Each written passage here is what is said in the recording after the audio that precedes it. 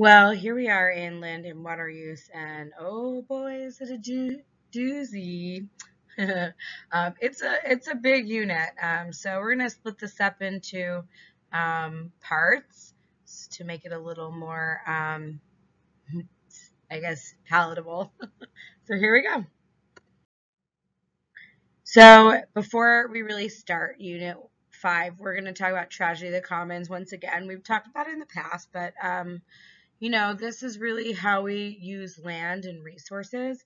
And honestly, you know, it ends up being a true tragedy of the commons. So if you remember, tragedy of the commons is really an overuse or misuse of common property. And so you end up having environmental degradation of renewable resources. Like our cod stocks here in this graph, you can see that really in the 1960s, we have this increase in mechanization um, of fishing, and we had to put in less effort to get more catch. And that led to a massive spike in the number of fish that were caught, but it collapsed because it was overused, and so there weren't enough fish really to sustain the population. Logging, right? So we're looking at timber use or fossil fuel use, like oil, you can see there. But basically, right, if someone says, it's okay if I just use some for me, and then everyone says that, it's all going to add up in the end. And so, um, you know, people say, people, who are people? Well, whoever. But basically, they say that, the solution is either regulating um, resource use or privatizing. So who owns the land? If you own something, you're more likely to take care of it and keep it sustained or if there are regulations in place, you're limited as to how much you can actually use. So those are ways that we can kind of avoid or fix tragedy of the commons. So our first resource use, we're going to look at lumber, right? So clear cutting. Um, so clear cutting, basically removing almost all of the trees within an area. And so mostly this is done through creating cattle ranching areas or rangeland. But also obviously they use the timber products when they do this. If these areas are replanted with new trees, that area is actually exposed to full sunlight. So you end up with a completely different species. And if you replant, all those trees are really the same age. And so, maybe you go into a tree plantation at that point or not. So it depends on what you're using the land for. And so clear cutting is obviously very easy because you're just doing it all in one shot. And it's very economical because you can just cut it down and sell it. And so, right, it's not as much effort. So it doesn't cost as much. But there are obviously consequences to clear cutting um, forests. And so one of them being soil erosion. If the trees aren't there to hold the soil in place, then erosion can happen super easily. Not only that, right, the runoff, so when there's precipitation, runoff can run down and not get caught up by the trees so that the trees aren't there to actually take up the water. And so therefore erosion is increased because runoff is also increased. And so all of that, right, runs into a nearby water body and you have sedimentation. Sedimentation is not good for aquatic life. You have, photosynthetic plants that can't get sunlight if the water is too murky, or the gills of fish get all clogged up with sediment. Not just fish, right, but anything that breathes with gills. Your temperature increases in your soil and water temperature because you have shade, right? There's increased sunlight there. Like I said, you have an increase of runoff into surface water. And also you have the increase in volume into surface water because the forest isn't there to actually take the water in. Perhaps obvious is habitat loss and fragmentation. habitat's gone because we took it away, but also any roads that are built, or also if we take those, lumber areas in patches, you end up with fragmentation. So there's a decrease in connectivity between habitat areas or ecosystems, and organisms are not able to interbreed, or maybe some organisms have a large range, and that's reduced by causing that fragmentation. And then, of course, you also have these roads that are coming in and out of the area, which is causing soil compaction. So that means that the infiltration rate of the soil will actually go down. So not only, right, we have these like very obvious effects on the environment, but just the services in general that are lost for us as humans, right? Forests or trees absorb and filter air and water for us, so they provide us with clean air and water. If they're not there, we lose that. If the trees aren't there to sequester carbon through photosynthesis, then what ends up happening is that we have an increase in carbon dioxide in the atmosphere, and that gives us, climate change, which obviously affects humans. We'll talk about more in Unit 9. But not only does it not sequester carbon, but after the clear cut, a lot of times they burn the remaining vegetation. And so just that combustion of vegetation is releasing even more carbon dioxide into the atmosphere. Farming is a huge land use that we need to talk about. And really the biggest effects happened when the Green Revolution came around the 1940s, 1950s. And so there's this major shift in agricultural practices, and those have massive effects environmentally. And so the Green Revolution dramatically increased per acre yield. So if you look at the graph below, right, you have the amount of area that's harvested in that green line, and then the production and the yield went up over the years. So from 1960 onwards, we have this increase of production on the same area that we were using before. So we can make more on the same amount of land. And so, like I said, like it started 1940s, 1950s, but mostly in our cash crops. So wheat, rice, corn, now soy, and it depends on a lot of synthetic fertilizers, chemical pesticides, very irrigation heavy, and also the use of very heavy equipment, like the mechanization of agriculture. So let's look at those impacts, and how those parts of the Green Revolution actually impacts us now. So one agricultural practice is called slash and burn, and what they do is they cut down the trees and vegetation, they put them in a big pile and burn them down. And so what that gives us is very nutrient-rich ash, and however, the trees aren't there to hold those nutrients into place, and it gets depleted very quickly. And so because the plots are only used for a few, or because of that, plots are only used for a few years, and then you move on to the next part. But what happens is that due to demand, those plots are used too frequently to recover. So usually they need a few decades to recover, but really what's happening is they're coming in every few years. So you have this massive depletion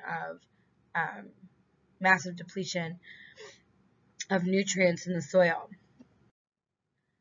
And so if we're depleted in nutrients, we're going to add fertilizer. And so there are two real kinds of fertilizers. Like I said before, in the Green Revolution, synthetic fertilizers is really they're heavily dependent on in conventional farming, but there are organic fertilizers as well. So organic fertilizer is just made up of organic matter, so whether it's plant or animal. So crop waste, it just being the stalks of corn or whatever it may be. Whereas if you use animal organic matter, that's their manure. But either way, those are actually really good for beneficial microorganisms, and so it really sustains the soil. It feeds those microorganisms, and that organic matter also contains micronutrients, so not the big macronutrients that are nitrogen, phosphorus, potassium, but also other smaller nutrients that that plants need for growth. Maybe a drawback of organic matter is that they're not as readily taken up as the synthetic kind, which we'll talk about in a second. But what is great about that is that, right, it really supports the soil structure and doesn't kind of throw a band-aid at the problem. As opposed to synthetic or inorganic fertilizers, these are produced commercially, and so in order to produce them, natural gas, a fossil fuel, is combusted to fix nitrogen into the fertilizer. And you end up with this end product, that white granular material that you see at the picture to the right there. But you get super highly concentrated nitrogen, and it's much more readily available for uptake than organic fertilizer because it doesn't have to go through that, that nitrification process. However, it is more likely to run off and leach down because they're water soluble. So when you have precipitation, those chemical fertilizers either get put into solution in the water and then run off the top, or percolate down into groundwater. So those synthetic fertilizers are water soluble, and the organic fertilizers are not. Tilling is another practice, so where you turn the earth over or break it up and loosen the soil. It's great, and we use it because it removes weeds and any unwanted roots. It also makes planting seeds a lot easier. However, it does cause more erosion because the living matter that was there is gone, and so it's not holding it into place. And also, right, that decaying organic matter is gone, so it's not going to feed into the soil. Not to mention, just in general, you actually have loose soil, so it's just going to kind of come off through winter water. Tilling is done through mechanization, and one of the things we did in the Green Revolution is that we mechanized agriculture. So through plowing or planting, irrigating our crops, weeding our crops, whatever it may be, even harvesting, sorting, and preparing foods for sale, all of that has been mechanized. And so obviously labor costs are very high when you don't have to pay people to do it. It's worthwhile, and fossil fuel costs are low. So, the cost benefit there is actually pretty beneficial if the farms are big enough to recover the cost from actually buying the machines in the first place. And so these large farms can recover the cost because they actually have enough land to produce the food, whereas small farms really don't have this opportunity to do it. So now when we talk about agriculture, of course we need to water our crops or our animals, and we're going to take a look at in which ways we can do this. So we live on the blue planet, and why do we call it that? Because the Earth's surface is covered in almost 3/4 in water, and that seems like a lot of water, so what's our problem? But honestly, the majority of that water, almost 98% of that water, is salt water in our oceans, and we can't drink that or water our crops with that.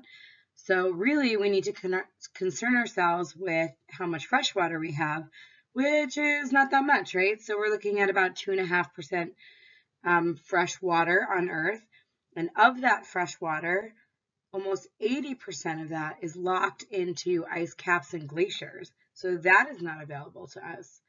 Then, right, we have about 20% of it locked in groundwater, which we pump out. And then the rest of it is in surface water with a little bit of atmospheric water, or AKA water vapor. So really the water available to us to drink and to water our crops and our animals is actually not that much. Water is so, so important. I would say the most important resource, but you guys know what a fan I am of water. So, I have a bias, but water is super poorly managed. And why? Because it's kind of cheap and we're like, oh, it'll come from wherever, but really it doesn't. We really have to concern ourselves because as you guys saw, we actually don't have that much of it when you look as water on usable water on the planet. Um, right? Water is important for when it comes to disease. It's super inequitable across the globe who has access to safe drinking water. Babies are dying of waterborne disease, and we flush our toilets with drinkable water. Crazy. Economics, you need water to produce food and energy. If you don't have it, you can't produce that food and energy. Global security. Right, water doesn't know any boundaries. And so when there's shared access, there are wars that are fought over this. So there are security issues there. And then, of course, there are all kinds of environmental issues when we look at the decrease of fresh water. But really importantly, across the entire world, the majority of water that is used is in irrigation. So 70% of the water that we use around the world is used for irrigating crops. And so how do we get that water? Well, we get it through precipitation and ice melt. So it can either run off or infiltrate down into the ground or evaporate. So, that's where we get our fresh water from. And surface water are, right, streams, rivers, ponds, wetlands, wherever there is water above the surface. And that surface runoff recharges surface waters. And so did groundwater actually as well. But, and great, that's awesome, right? But that is a finite amount of water. We have a very small amount of water when you look at how much fresh water is available on Earth. And so 20% of that fresh water is groundwater. And groundwater is really important because that's where we get most of our drinking water from. And groundwater gets gets recharged through infiltration. So, right, it precipitates and the water percolates through the ground, infiltrates through the ground down into an aquifer. And so you have this area of soil that's completely full of water. So there's no air in there. All those pore spaces are filled, and that is called the zone of saturation. The top of the zone of saturation is called the water table. And so below the water table is our aquifer, and this is where we get our water from when we pump it out. Now, when we do pump it out, we can get it from a unconfined aquifer, which is really exposed to the surface or the soil, or we can get it from from a confined aquifer, where it is underneath some confining layer of some sort, or an aquitard, right? And usually clay, where water does not permeate very easily. So it's a lot more protected. And because it's a lot more protected, it's less likely to be contaminated than the unconfined aquifer, because the unconfined aquifer is exposed to whatever we do on the ground. And so here's a picture of Long Island, and the Magothy Aquifer is their unconfined aquifer, and underneath it is the Lloyd Aquifer. And that Magothy Aquifer is not 100%, completely contaminated, mostly by septic systems. So there's a lot of nitrate pollution and stuff like that. Totally unusable. So people on Long Island actually get their water from the Lloyd Aquifer. They've tapped into that confined aquifer. And so to get that water out, it'll either naturally percolate out of the ground from a spring. I don't know if you've been like driving down the road and you see water just kind of randomly coming out of a rock, that's groundwater, like just coming out of the ground. But more often than not, right, we're withdrawing water. So we drill a well, it's dug into the aquifer, and we pump it out. There's a screen there to keep all the sediment out, but mostly, right, we are looking at a water table well, which is in an unconfined aquifer. An artesian well is actually when it gets down into a confined aquifer. So it can be natural recharge where it's just percolating downwards, or it can come in through the side where it's actually getting replenished by that surface water, like I said before. And right, it's water. Of course, it's a sustainable resource. We have so much of it, but right, they can get contaminated, so it's unusable to us. Or we're removing it faster than it's replenished, and then it doesn't have time to recharge, and we don't have enough water. And so in the United States, aquifers supply almost all the drinking water in rural areas and just about a third in urban areas. But we have a lot of rural area in the US. And so we're pumping it very, very fast, and it just cannot get replenished fast enough. Ogallala is the major aquifer in the United States. You can see where it is in the middle of the country, and towards the south of it where we grow all of this, right? Not only is it dry, but we're also growing a lot of food, and so we're pumping it out to irrigate our crops. And so you can see, right, that you have this thickness of the aquifer in the north. It's actually pretty good. It's a good size. But in the south, in these arid areas, the places where we're actually growing food, like in Kansas and Oklahoma, right, we're pumping that out really fast and to water our crops, and it's not recharging fast enough. So we have major aquifer depletion. There are really high concentrations of nitrates from those synthetic fertilizers, and pesticides as well are in that aquifer, so not very good to drink.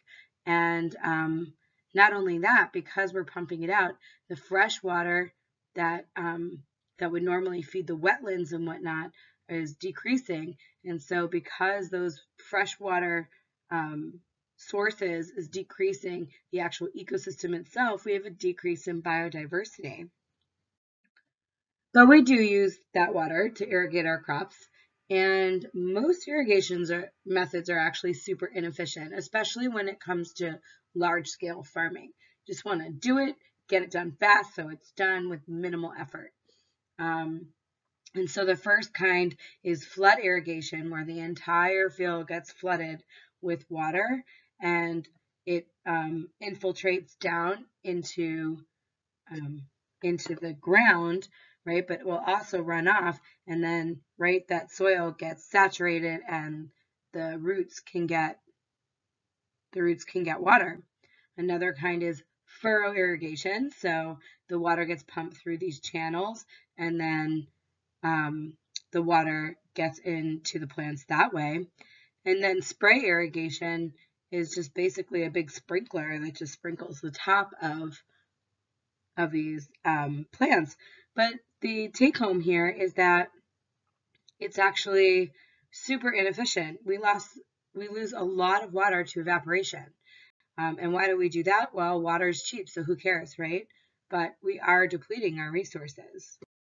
And so we can also get certain issues like salinization and waterlogging if we water them, especially in like flood methods where you're completely covering the crops.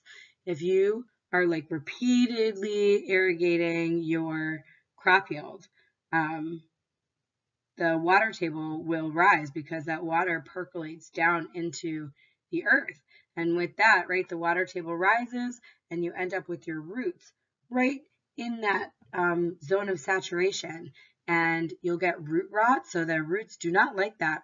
There's also some air exchange happening in those roots. And so if there's water there, there's no air. So so ultimately your plants are not very happy. Another issue that can happen is that if you irrigate and you're just watering over and over and over again instead of directing it, the excess water just evaporates off and leaves the salts behind, and the salts build up in the soil, and that is not good for your plants either. You can see, right? This is what happens. This is like super salivated, but you know, you get the picture. Well, obviously you get the picture because there's a picture. Okay, that was stupid. But anyway, right? There's this gradual accumulation of salt in the soil because you just keep watering it, and you have excess. You have the excess water getting evaporated, leaving those salts behind, and it happens in a lot of dry areas. So there are more efficient techniques of irrigation, or there's this low energy precision application sprinkler. So you can see the difference here in this picture is actually these tubes that are actually dragging on the ground and watering the plants, you know, by the ground, but still moving along it. Or there's drip irrigation where you have these small pinholes in the tubing and is delivering water at a very slow rate, very close to the roots. So the plants are just getting what they need.